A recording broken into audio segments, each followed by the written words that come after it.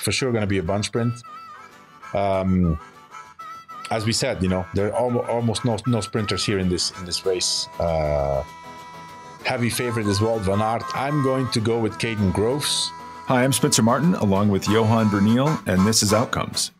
Outcomes is not an online gambling operator or a gambling site of any kind. We are simply here to provide information about sports betting for entertainment purposes only. It is a responsibility of all visitors to this podcast to check current local laws in their area or country before doing any gambling online. It is your responsibility to know and follow your local laws in place. Although we try best to provide accurate information on Outcomes, we cannot be held responsible for any inaccurate or incorrect information which is mentioned on this show. If you place any bets based on the conversations on Outcomes, you confirm or understand that it is possible to lose some or all monies used when betting on sports or doing any gambling. You cannot hold Outcomes responsible for any such losses. Our podcast is here to provide entertainment and should be viewed as that and nothing more. Thanks for tuning in.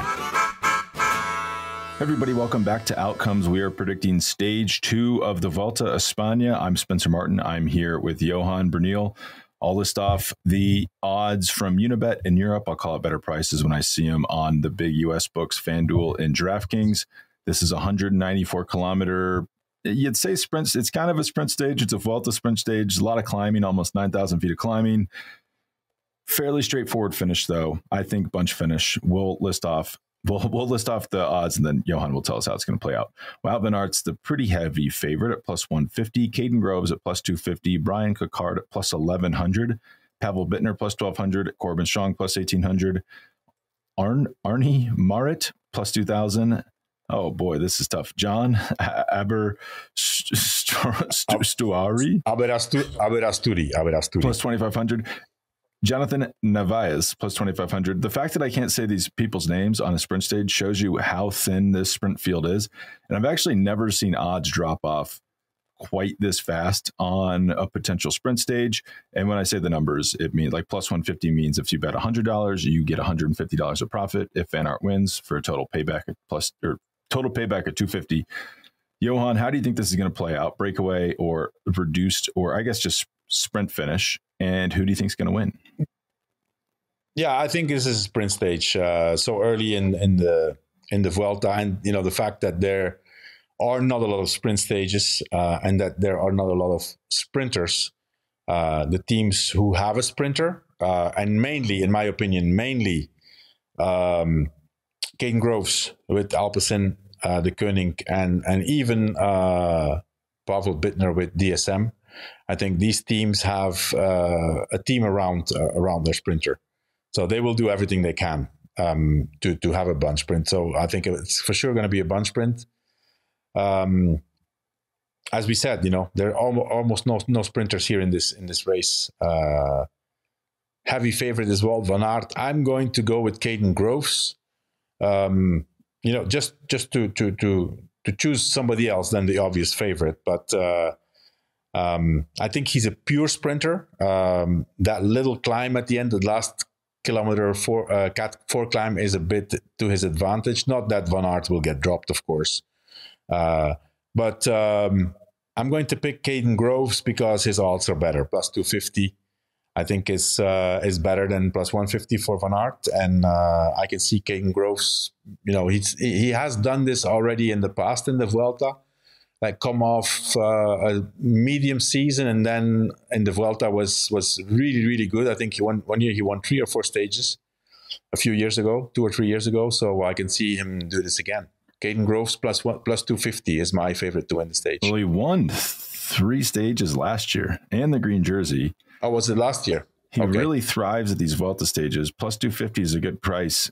And not picking Van Aert, you might be a smart man. I mean, I just looked up his last 30 top 10 finishes, a lot of them World Tour races. So it's not like he's doing Panakugan races here, like 4 wins out of that. So it's like Van Aert is not a slam dunk. So someone other than Van Aert is a fairly smart pick.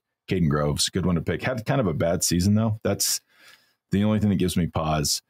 I'm going to go Wout van Aert. I just plus 150. Just at some point, Johan, he has to win. This cannot go on forever. Mm-hmm. He's too good to just finish second and third for the rest of his career. It almost seems like the Vuelta drew this route up to entice him to come. Like it's perfect for him. A hard stage, 9,000 feet of climbing, not a lot of sprinters, not going to be a lot of chaos and traffic in the finish there. It's slightly uphill final kilometer. I'm going to go Wout van Aert plus 150 and just trust that he finally gets over the hump. I actually had a crackpot theory driving home yesterday. I was like, I wonder if you just bet Van Aert and Primož Roglič, one of those two for every stage of this Vuelta, like how you would come out mathematically. So I'm starting this theory right now. So I'm going Van Aert plus 150.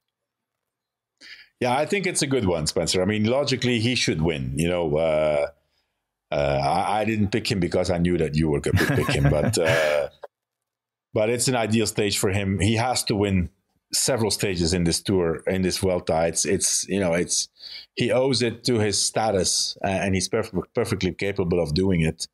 And he would deserve it, really, you know, because he's such a great rider.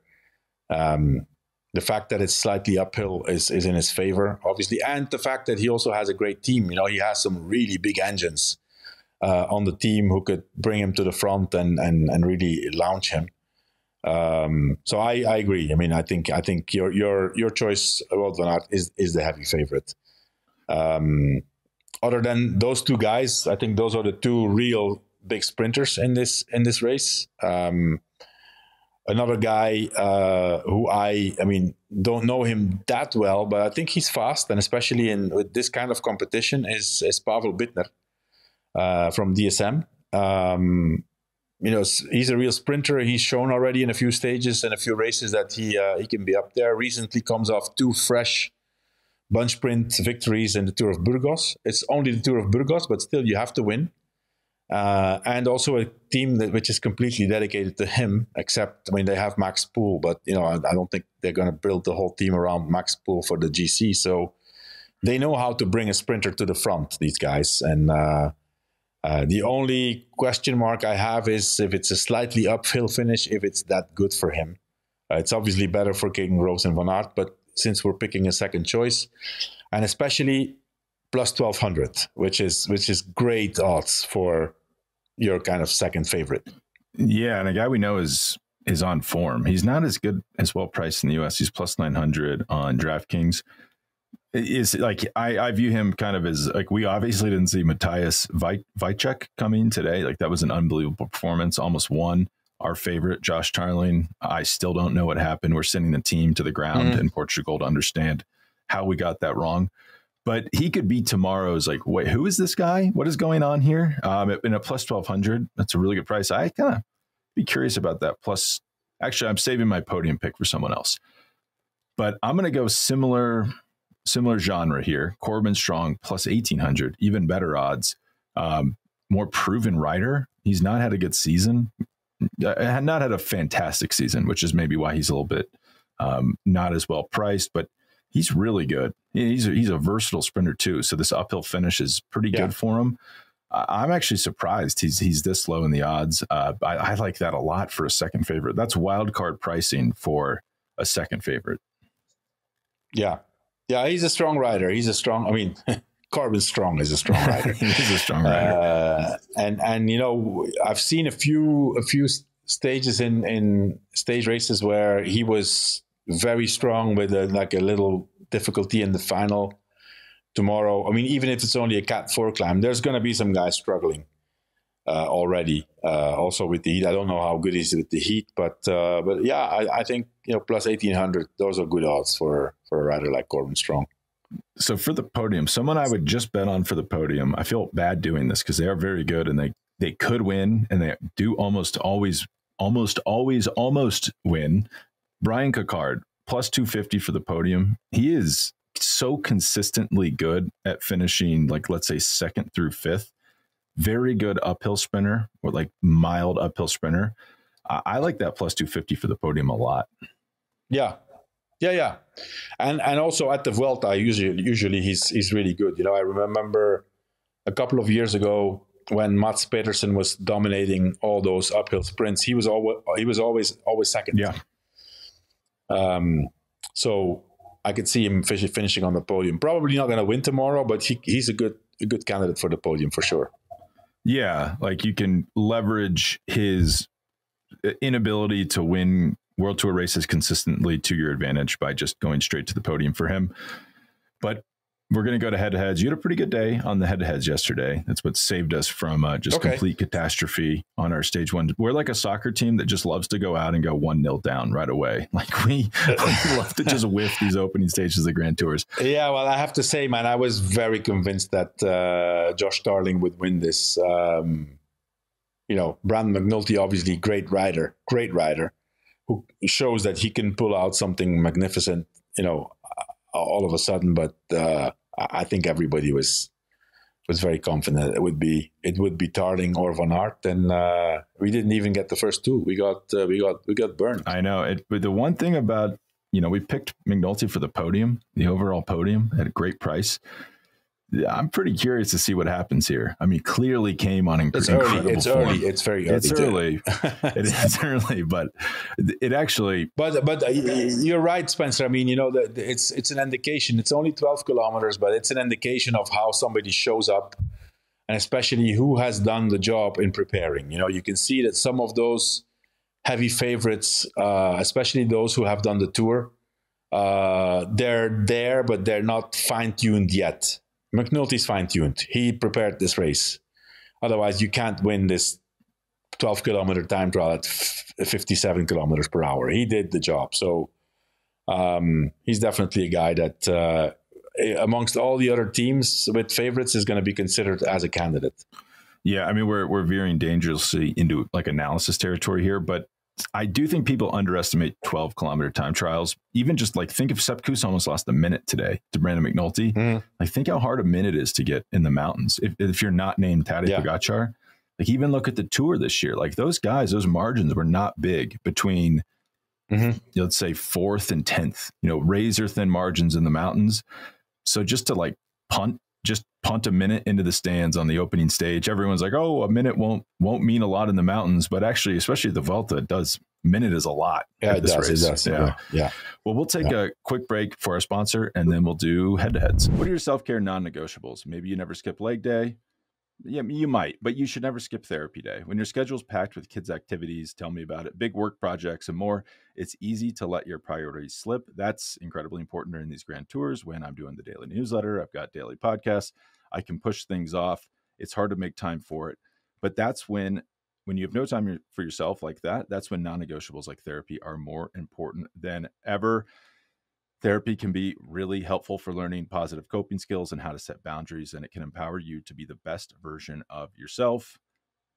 That's why I find it incredibly helpful. It can help me set boundaries between my busy work life and my home life and let me get the most out of myself in both of those situations. So if you're thinking about starting therapy, I cannot recommend BetterHelp enough. It's entirely online, designed to be convenient, flexible, and suited to your schedule. All you have to do is just go on the website, fill out a brief questionnaire, and they give you a therapist tailored to those answers that you give. And the most important thing is it's very easy to switch therapists at any time for no additional charge. That is the most important part of therapy, getting a therapist that you really get along with. So never skip therapy day with BetterHelp. Visit betterhelp.com/themove today to get 10% off your first month. That's BetterHelp, HELP.com/themove. All right, let's get back to the show. All right, Johan, first head-to-head of the day, Caden Groves, plus, this is on FanDuel in the US, by the way. Caden Groves plus 106, Wout van Aert minus 142. Yeah, well, I think we have to, I'm going to have to go with Caden Groves because of the odds.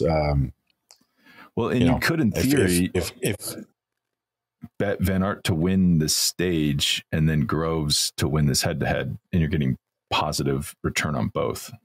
So that's good. Yeah, I'll take that. I hope that's right. So Caden Groves, yeah. Brian Cocard minus 270. Arnie Marit, who's actually good. I can't say the man's name, but he's actually very good. Cocard, minus 270. Marit plus 188. Marit is on Intermarché, no? Yes. Okay.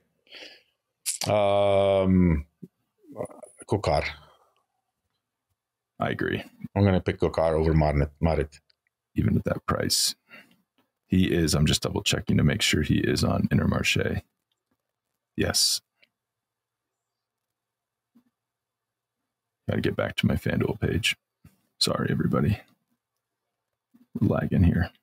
So next one, Pavel Bittner, your new up and comer, minus 176, and then John. I'll let you say his last name. The Italian man, Aberasturi. So Bittner minus 176, Aberasturi plus 124. Bittner. Yeah, it's a steep price for a guy that we don't know a lot about, but he must be on incredible form if he did that well at Burgos. Yeah. It's not just in Burgos. He's been knocking on the door for a while. Been up there second, third. He's won a few other races. So I believe that he's a better sprinter than Aberasturi. And that team, DSM, they don't get a lot of attention, but like think about the tour, like came in with a plan, like a clear plan. Like we're going to get a stage win. We're going to get one early, executed it perfectly. Like they can get him to the front. They know kind of how to maximize their chances of winning Grand Tour stages early. Corbin Strong. Yeah. Minus 200. Eid Schelling plus 144. Corbin Strong, even at that price. Yeah. Yeah. Jonathan Narvaez, minus 310. Victor Lafay, plus 220. Narvaez. Yeah, I mean, I'm trying to think. Is Lafay, have we seen him since he won that tour? He started racing. His first race was a month ago. He has not raced the whole season. Yeah. He had a knee injury.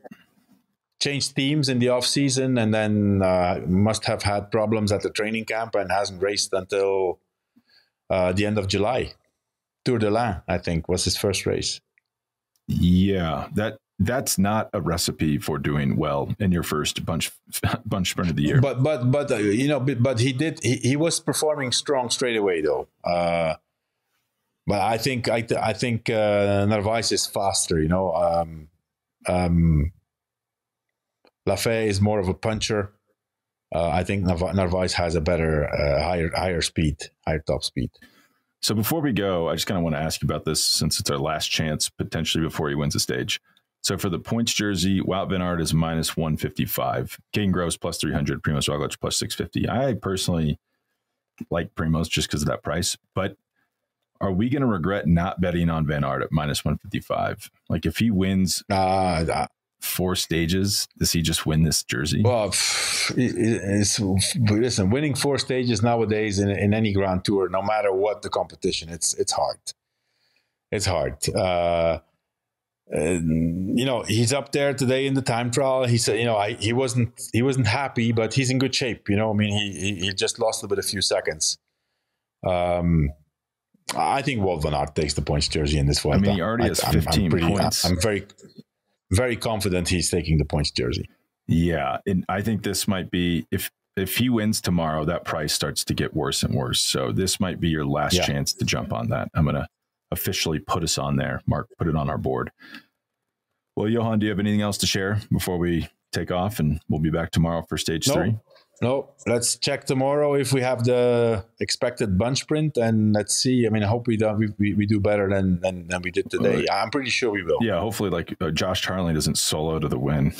It's like we just got the right guy on the wrong day. That would be something. That would be something. Revenge for his missed time trial today. A late attack and nobody catches him. I think not excluded. I think you're right though that there are teams that are hungry enough for a sprint that will get there. I think later in this race, it could get a little tougher. We might see a lot of breakaway opportunities later on. Yeah. Okay. All right. Well, thanks so much. Thanks, Spencer. Talk to you tomorrow.